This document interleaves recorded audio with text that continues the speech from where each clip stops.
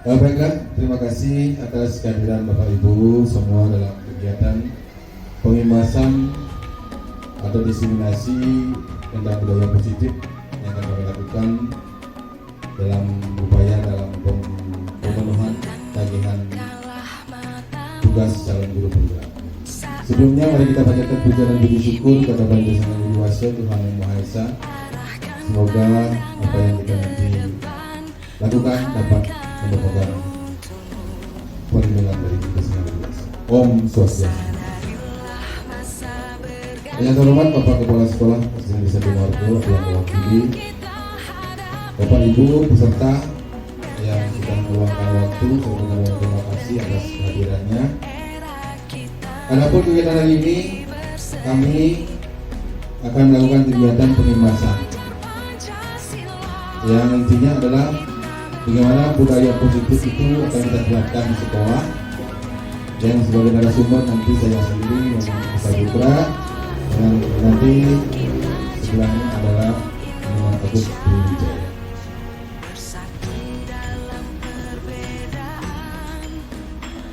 Nanti ruang lingkup daripada materi budaya positif ini adalah pertama disiplin positif, nilai-nilai kebijakan universal, teori motivasi, hukuman dan penghargaan dengan restitusi, membuat keyakinan kelas, kebutuhan dasar manusia, 5 fungsi kontrol dan segitiga restitusi. Baiklah, untuk kita mengawali dalam kegiatan ini kita akan pelajari dulu tentang bagaimana filosofi pendidikan Ki Hajar Dewantara. Di mana pendidikan itu adalah sebuah tuntunan yang dalam hidup tumbuhnya anak-anak. Adapun maksudnya itu adalah pendidikan menuntun segala kodrat karena anak-anak kita memiliki kodrat alam dan kodrat zaman. Itu yang harus kita penuhi, dan kita tidak bisa pungkiri bahwa anak-anak sudah memiliki sebuah kodratnya masing-masing. Lanjut. Budaya positif dan ekosistem positif. Ini menurut Ki Hajar Dewantara. Kita ambil contoh perbandingannya dengan sudut tumbuh-tumbuhan. Seorang petani yang menanam padi misalnya hanya dapat menuntun tumbuhnya padi. Dia dapat mempelajari kondisi tanah, melihara tanah sesuai dengan keperluan dan peserta padi tersebut. Tidak mungkin seorang petani yang menanam padi akan mengolah tanah seperti mengolah jagung. Maka dari itu namanya kodrat. Berarti di anak-anak, kalau sudah anak-anak itu zamannya sekarang zaman IT, zaman gadget, kita gimana kita memberikan peluang kepada anak-anak untuk bisa masuk di dalam dunia tersebut. Itu namanya kita mengikuti dengan kodrat zaman. Kodrat alamnya itu dimana lingkungan juga mempengaruhi. Mana di Margo khususnya ada kegiatan seni budaya yang menonjol, kita berikan anak-anak berkembang, berinovasi, berkreasi sesuai dengan kodrat alam tersebut. Perubahan paradigma yang kita harus pelajari juga terlebih dahulu sesuai dengan kepalan tangan kegiatan kepalan tangan. Adapun A dan B itu adalah Anda dan teman Anda. Sobeklah secari kertas kecil, tuliskan benda atau sesuatu yang sangat berharga untuk Anda.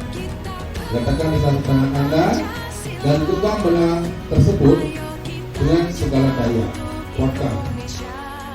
Buatlah sebuah kepalan. Teman Anda B akan mencoba untuk sekuat tenaga untuk mencari cara untuk bisa memberikan benda tersebut. Apa yang akan terjadi? Sebenarnya siapa yang memegang kendali atau kontrol untuk membuka dan menutup tangan itu? Itu artinya kita mengepalkan tangan.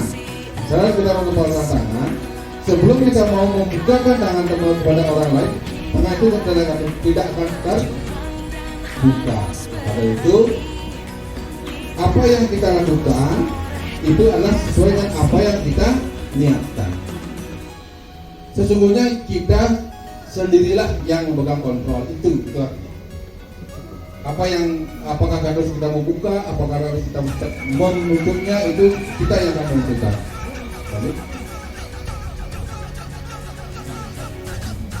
Perubahan paradigma kontrol, ilustrasi kontrol. Kami berdiri ya, ini. Laki-laki di depan harus berdiri. Kan ini, kan? Kalau laki-laki berdiri. Ya, ini perubahan paradigma kontrol daripada Dr. William Glasser dalam bukunya Choice Theory, meluruskan beberapa miskonsepsi tentang makna kontrol. Ilustrasi kontrol murid ini mengizinkan murid mengizinkan dirinya dikontrol. Ilustrasi bahwa kritik dan membuat orang merasa bersalah dapat menguatkan karakter. Nomor 3, ilustrasi bahwa semua penguatan positif efektif dan bermanfaat. Yang ketiga, ilustrasi bahwa orang dewasa memiliki hak untuk memaksa. Lanjut. Sekarang kita pelajari dengan disiplin positif. Anda tidak bisa mengontrol orang lain, hanya Anda yang bisa mengontrol diri sendiri. Itu yang kita akan lakukan. Mana maknanya adalah belajar mengontrol diri dengan menggali potensi kita sendiri. Nanti kita memberikan pemahaman kepada murid bahwa disiplin dimulai dari diri sendiri. Dilanjutkan dengan semua perilaku memiliki tujuan. Itu diberi metode motivasinya, motivasi intrinsik, terus motivasi ekstrinsik. Lanjut, model berpikir menang-menang, kolaborasi, konsensus, menciptakan pilihan baru, realitas.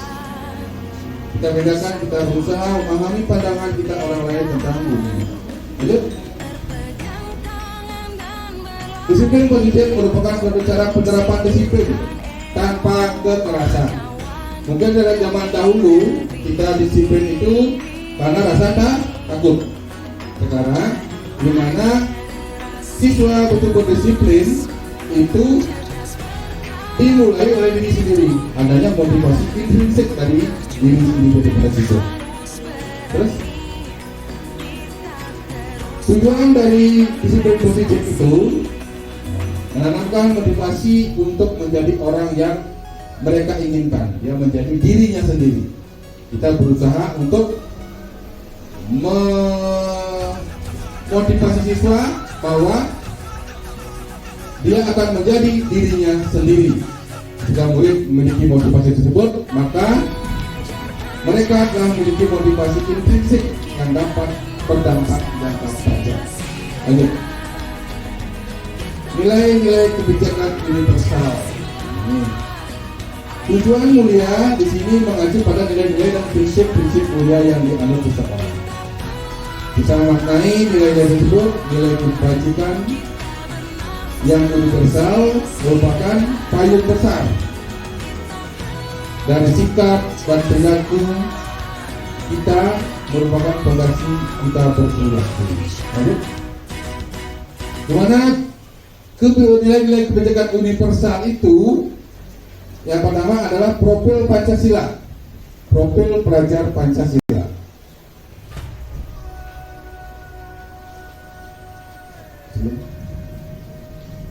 Yang terdiri dari beriman, mandiri, benar kritis, pendidikan global, gotong royong, dan kreatif. Lanjut. IPO, Primary Years Program, atau sikap murid, toleransi, rasa hormat, integritas, bisa saya lihat ya. Yang ketiga, 9 pilar karakter: cinta Tuhan, sama kemandirian, kejujuran, hormat, santun. Lanjut. Petunjuk seumur hidup dan keterampilan hidup. Ini keterampilan hidup dapat dipercaya, ini yang harus dimiliki oleh siswa nantinya.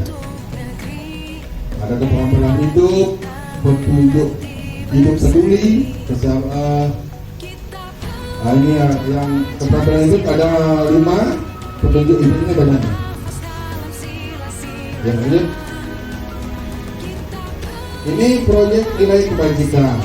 Nah, ini banyak ini yang kita nanti tanamkan kepada siswa, kepada murid.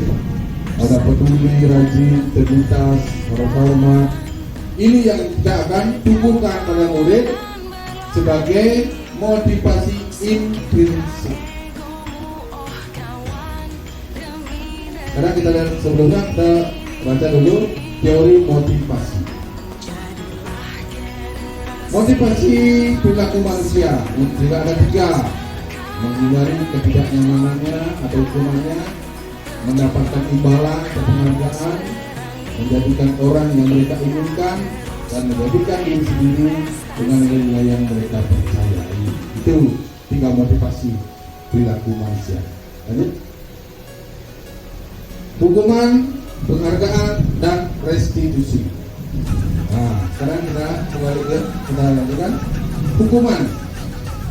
Apa itu hukuman? Hukuman adalah suatu tindakan yang diberikan kepada seseorang atas kesalahan atau pelanggaran atau kejahatan yang diperbuat. Efek negatif dari hukuman, ada efek negatifnya, itu bisa melukai anak, bisa mempengaruhi otak anak, mempengaruhi psikologis anak, trauma, depresi. Penghargaan ini adalah diberikan kepada perorangan kelompok jika telah melakukan prestasi. Terus penghargaan dan hukuman. Penghargaan dihukum oleh penghargaan. Nah, kadang-kadang kita memberikan penghargaan itu bisa menghukum orang lain jadinya. Nah, contohnya adalah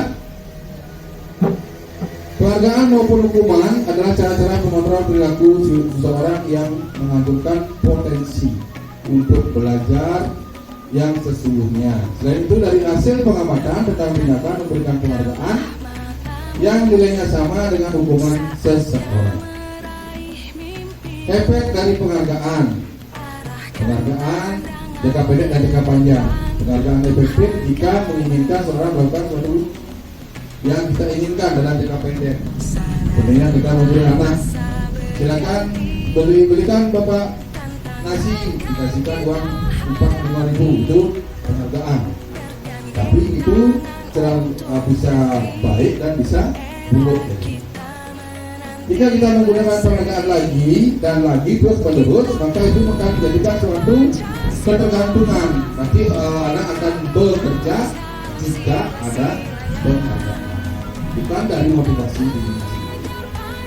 Jika kita mendapatkan penghargaan untuk melakukan sesuatu yang baik, maka selain senantiasa dia akan mendapatkan penghargaan tersebut lagi, terus kita akan ingin mendapatkan penghargaan, nanti kita merasa percaya hati. Ya, lanjut. Penghargaan tidak efektif, maka dari itu penghargaan dikatakan tidak efektif.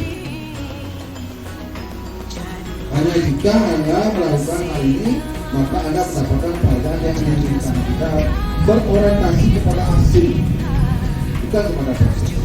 Lanjut. Penghargaan juga bisa merusak hubungan. Ketika orang berikan penghargaan yang dipuji di depan orang banyak, maka orang lain akan merasa iri. Saya dipuji, orang lain akan merasa, oh iya, dia aja yang dipuji, saya tidak. Nah, itu dampak negatif dari suatu penghargaan. Lanjut. Penghargaan menghukum. Ini penghargaan menghukum. Apa itu penghargaan yang menghukum? Penghargaan menghukum mereka yang tidak mendapatkan penghargaan. Banyak si A mendapat penghargaan karena dia dapat lari 100 meter. Sedangkan si B dengan merasa potensi yang sama tidak mendapatkan penghargaan, nanti dia akan merasa dirinya dikucilkan.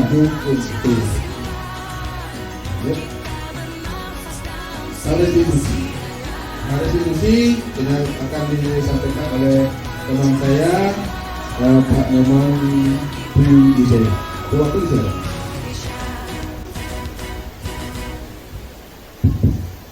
Ya baik, di sini saya akan melanjutkan apa yang sudah dijelaskan oleh Pak Nyoman Adi.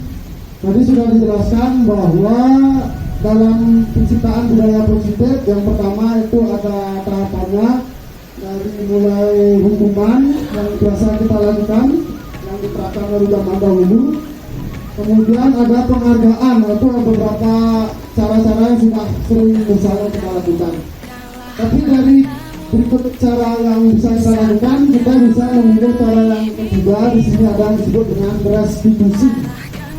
Nah, restitusi ini adalah proses menciptakan kondisi bagi murid yang memperbaiki kesalahan mereka. Jadi mereka diberikan kesempatan untuk memperbaiki kesalahan mereka melalui proses restitusi, sehingga mereka bisa kembali pada kelompok mereka dengan karakter yang lebih kuat. Nah, ini disampaikan oleh Gozan tahun 2004. Nah, di bawah ini adalah ciri-ciri restitusi yang membedakan dengan program disiplin lain. Jadi restitusi itu adalah suatu program disiplin yang bisa kita lihat ciri-cirinya. Yang pertama itu adalah restitusi bukan untuk menebus kesalahan. Jadi anak-anak itu tidak melakukan kesalahan, restitusi ini adalah cara, tetapi bukan untuk menebus kesalahan, namun untuk belajar dari kesalahan. Nah, restitusi ini memperbaiki hubungan. Misalnya ketika anak berbuat salah, kita ingin memperbaiki kesalahan tersebut dari motivasi intrinsik anak. Nah, restitusinya adalah cara untuk memperbaiki hubungan kita tanpa kita harus memarahi anak. Kemudian restitusi adalah tawaran, bukan paksaan. Nah, kalau hukuman masih dijelaskan oleh Pak Tenang Adi itu adalah sebuah paksaan, jadi mau tidak mau murid harus mau, ya. Tetapi restitusi adalah sebuah tawaran, sebuah pilihan. Kemudian restitusi ini sesuai konsep kado tadi, yaitu menuntun untuk melihat ke dalam dirinya. Kemudian restitusi fokus pada karakter bukan tindakan. Kemudian restitusi menguatkan fokus pada solusi. Dan restitusi diri adalah cara yang paling baik dalam peningkatan budaya positif di sekolah.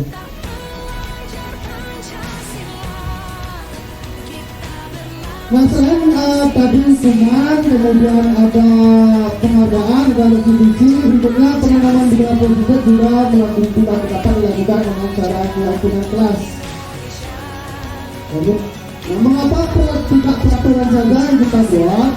Mengapa harus keyakinan kelas? Mungkin Bapak Ibu sekalian tidak sering melakukan hal ini sebelum melakukan kegiatan pembelajaran di kelas, tapi anak-anak itu kita ajak untuk membuat keyakinan kelas. Apa yang mereka yakini kemudian diterapkan bersama-sama berdasarkan keyakinan yang mereka buat. Kenapa tidak peraturan saja?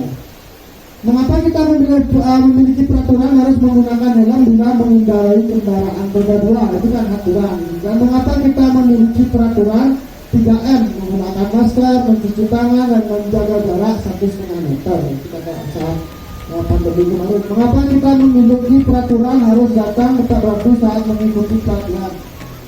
Untuk memotivasi intrinsik, apabila menggunakan peraturan-peraturan seperti itu mungkin kurang mau dari dalam motivasinya. Kemudian kita kembali ke keyakinan lebih menggerakkan, ya, dibandingkan mengikuti serangkaian peraturan. Jadi sifatnya keyakinan ini lebih menggerakkan dari dalam. Sedangkan peraturan itu kenapa tidak ada? Karena sifatnya itu menggerakkan hanya dari luar. Jadi lebih baik kita dalam penanaman budaya positif di sini kita bisa menggerakkan anak atau murid itu dari dalam dirinya sendiri, bukan dari apa yang ada di sekitarnya. Nah, jadi kalau kita lihat tahapannya, peraturan kelas itu ada di tingkat paling bawah, kemudian di atasnya itu adalah keyakinan kelas. Dari peraturan itu kita beranjak ke keyakinan kelas tentang apa yang diyakini. Keyakinan itu berdasarkan kebajikan universal yang sudah disampaikan tadi.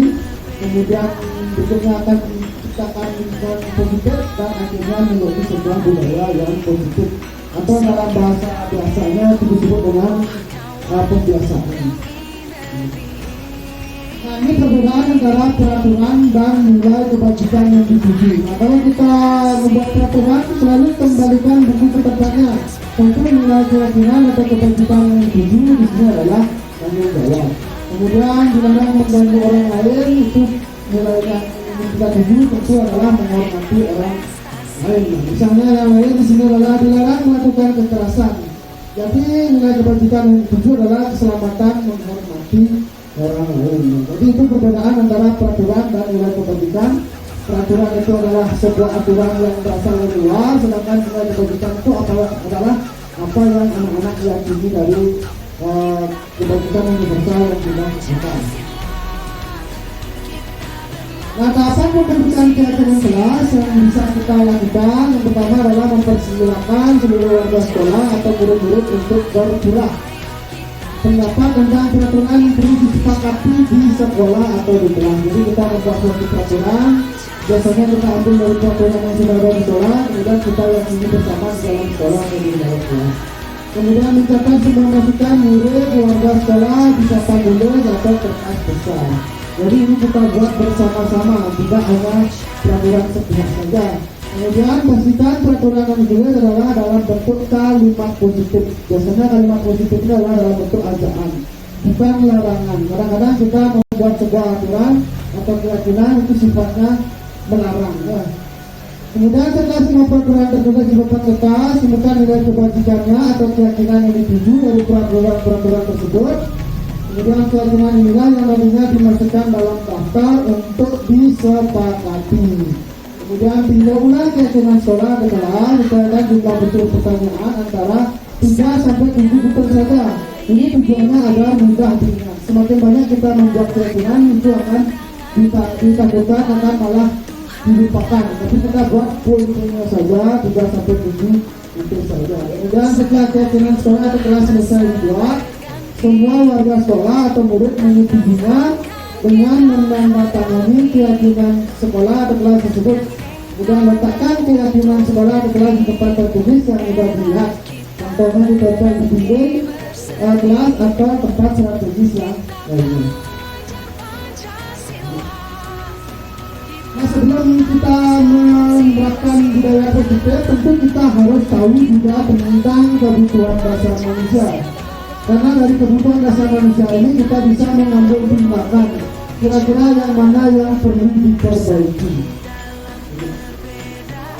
Nah, di sini ada 5 kebutuhan dasar manusia, ada belonging, kemudian ada power, ada fun, ada freedom, dan ada survival. Nah, ini adalah 5 kebutuhan dasar yang menyebabkan kenapa orang-orang yang ada di sekitar kita atau murid-murid bahkan kadang-kadang melakukan kesalahan, karena 5 kebutuhan ini kadang-kadang belum dapat mereka penuhi, maka mereka akan cenderung melakukan yang namanya kesalahan. Yang pertama adalah kebutuhan bertahan hidup, kebutuhan yang bersifat fisiologis untuk bertahan hidup, misalnya kesehatan, rumah, dan makan. Misalnya pagi-pagi anak-anak itu melakukan kesalahan, marah-marah, makan sembarangan, nah mungkin karena kebutuhan bertahan hidupnya yang kurang terpenuhi. Jadi kita sebagai guru harus bisa melihat hal tersebut. Yang kedua, ini juga kadang-kadang banyak dirasakan oleh anak, yaitu kebutuhan akan kasih sayang dan merasa diterima. Kebutuhan untuk diterima. Nah, kebutuhan akan hubungan dan koneksi sosial. Kebutuhan untuk memberi dan menerima kasih sayang, kemudian kebutuhan untuk merasa menjadi bagian dari suatu kelompok.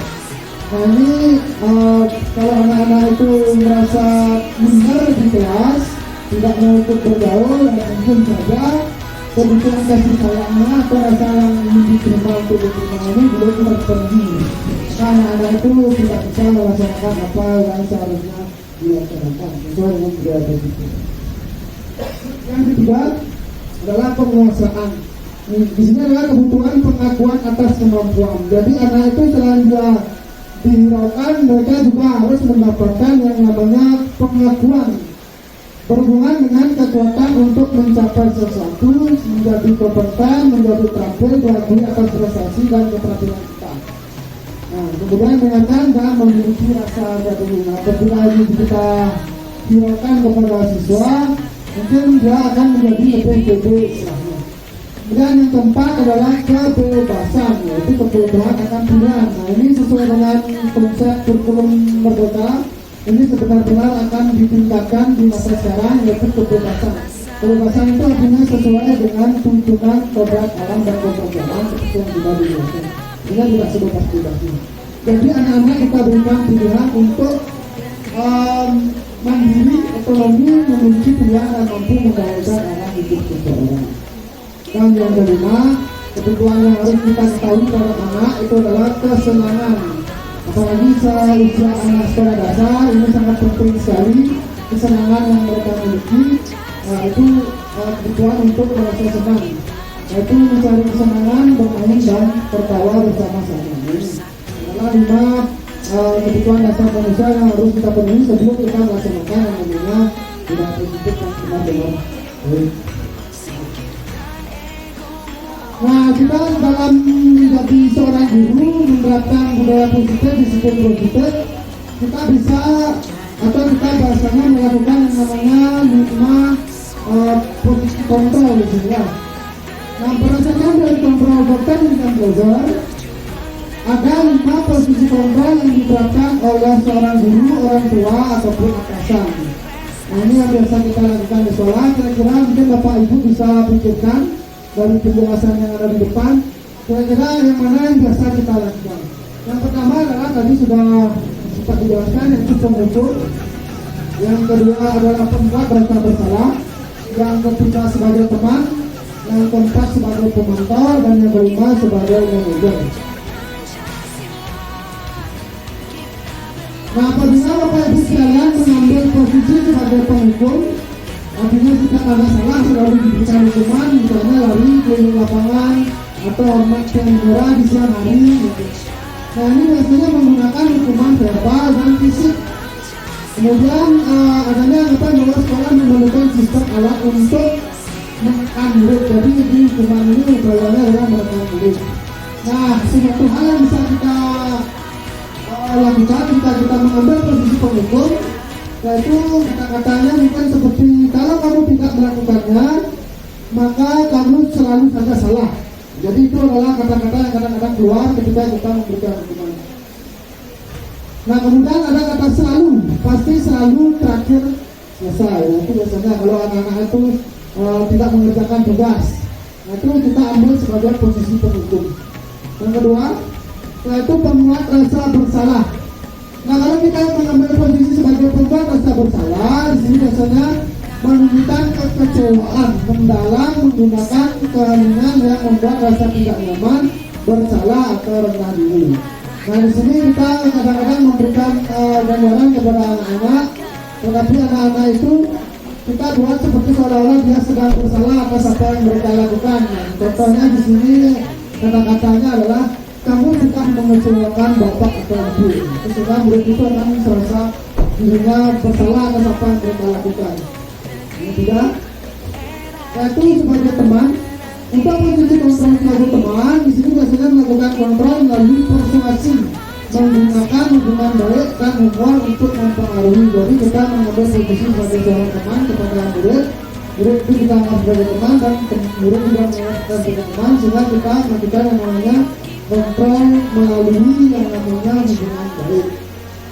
Nah, di sini contohnya adalah lakukan, mari anak-anak lakukanlah demi bapak atau ibu ya.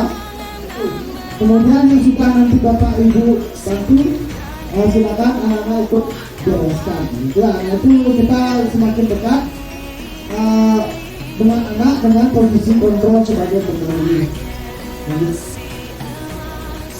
Kemudian yang keempat adalah sebagai pemantau. Nah, sebagai pemantau di sini kita bertindak adalah sebagai mengingatkan anak-anak terhadap peraturan yang ada atau konsekuensi yang mereka hadapi apabila mereka mengalami atau melakukan kesalahan. Contohnya adalah pemantau bekerja berdasarkan peraturan dan konsekuensi mengandalkan perhitungan catatan data yang digunakan sebagai bukti perilaku seorang guru. Contohnya di sini ketika anak melakukan kesalahan, kita tanya kepada mereka apa peraturannya, apa konsekuensinya. Jadi kita hanya berfungsi sebagai pemantau, artinya menguatkan atas apa peraturan yang sudah ada. Yang kelima, yang terakhir adalah sebagai manajer. Nah, inilah yang diharapkan sebagai seorang guru. Harapan kita sebagai seorang guru, kita harus bisa menerapkan posisi kontrol sebagai manajer. Manajer adalah posisi ideal. Guru dan murid bekerja sama mendukung murid menemukan solusi atas permasalahannya, membimbing murid untuk dapat mengatur dirinya. Contohnya di sini adalah apa yang kita yakini. Kalau kamu meyakininya, maukah kamu memperbaikinya? Nah di sini kalau Bapak Ibu bisa menerapkan hal seperti itu, berarti sudah bisa mengambil posisi kontrol sebagai seorang manajer. Nah jika kita tampilkan seperti ini, dari 5 posisi kontrol tadi untuk penghukum, pembuat rasa bersalah, teman dan pemantau itu hanya memberikan anak atau murid itu motivasi secara eksternal. Jadi posisi kita hanya menguatkan budaya dari luar saja. Tetapi kalau kita bisa memberikan posisi kontrol sebagai manajer, maka anak itu akan bisa termotivasi dari dalam atau motivasi internal. Nah, untuk menerapkan posisi kita sebagai seorang manajer, kita bisa melakukan yang namanya penerapan segitiga restitusi. Apa itu segitiga restitusi?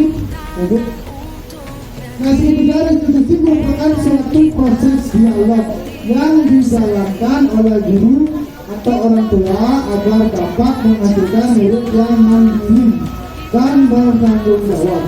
Proses dialog ini terdiri atas 3 langkah yang digambarkan pada segitiga sisi segitiga restitusi yang meliputi menstabilkan identitas, validasi tindakan yang salah, dan menanyakan keyakinan seperti ada pada gambar. Nah, sisi yang pertama yang bisa kita lakukan adalah menstabilkan identitas, yaitu bagian dasar dari segitiga restitusi, yaitu kita menerapkan mengubah identitas anak dari gagal menjadi sukses. Ini adalah tahapan segitiga restitusi yang pertama. Kemudian membantu anak untuk tenang dan kembali pada suasana hati. Tidak kita serta-merta memarahi anak, tetapi mengembalikan mereka pada suasana hati saat proses belajar dan menyelesaikan masalah dapat dilakukan. Nah, apa yang bisa kita lakukan dalam proses validasi tindakan salah? Yang pertama adalah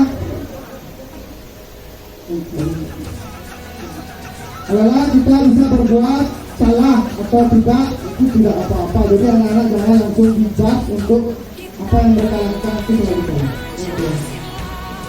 Kemudian validasi tindakan yang salah dalam sisi kedua. Setiap tindakan dilakukan untuk memenuhi kebutuhan dasar. Jadi jika ada 5 kebutuhan dasar yang sudah saya jelaskan, kemudian adanya pemahaman mengenai alasan dibalik tindakan tersebut, mengapa murid bisa melakukan hal seperti itu. Nah, hal yang bisa kita katakan di sini adalah padahal kamu bisa melakukan hal yang lebih buruk daripada ini, kamu pasti punya alasan mengapa melakukan hal ini. Itu bisa tindakan yang bisa kita lakukan untuk memvalidasi tindakan ini. Kemudian sisi yang ketiga, yaitu setelah kita memvalidasi tindakan yang salah, barulah kita menanyakan keyakinan. Kira-kira apa yang mereka yakini ketika mereka melakukan yang namanya kesalahan.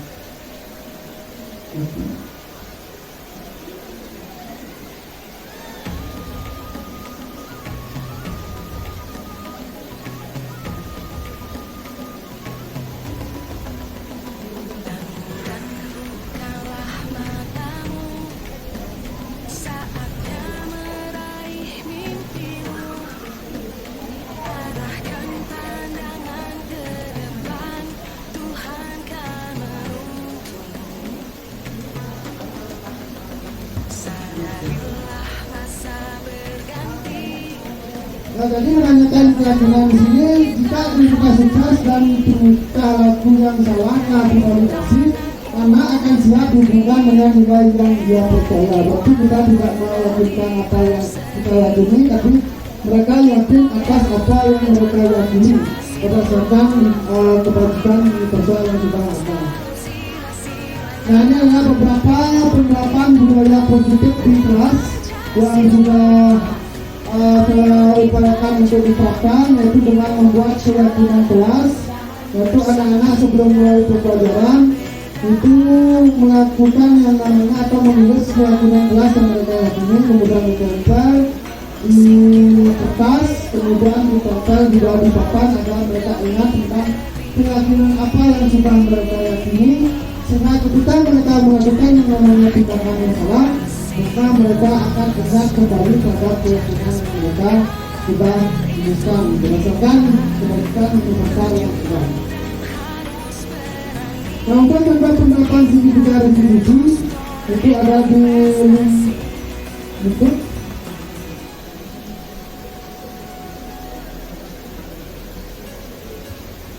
Yang nanti bisa dilihat akan saya share untuk videonya di YouTube juga untuk memperhatikan waktu. Nah, itu yang bisa kami jelaskan, kami membahaskan tentang budaya positif yang bisa kita lakukan bersama-sama, sehingga apa yang kita lakukan bersama tidak bertujuan untuk mengontrol anak, tetapi mereka biarkanlah mereka melakukan apa yang mereka inginkan berdasarkan kebutuhan yang mereka inginkan. Jadi kita di sini sifatnya tidak hanya mengarahkan, tapi sifatnya lebih menuntun anak sesuai dengan kontraknya masing-masing. Itulah sebuah pendidikan yang belajar yang ini. Jadi sekian saya kembalikan kepada Pak Muhammad. Ya, terima kasih sudah disampaikan tadi tentang gimana budaya positif itu bisa kita terapkan di sekolah masing-masing. Tidak saya simpulkan lagi tentang kegiatan kita hari ini. Kita hanya kita sebagai dalam guru penggerak lalu mohon doa restu dari teman-teman semua. Semoga kami bisa melangkah untuk meniti semua ini agar bisa lancar untuk sampai di akhir kegiatan pendidikan guru penggerak. Akhir kata, saya ucapkan banyak terima kasih atas partisipasi teman-teman, guru dan Bapak Ibu semuanya. Mohon maaf jika ada kekurangan yang dalam hal penyampaian dalam hal kegiatan ini. Jangan lupa saya mohon maaf yang sedalamnya. Kita akhiri pertemuan ini dengan para Santi. Om Santi Santi. Om.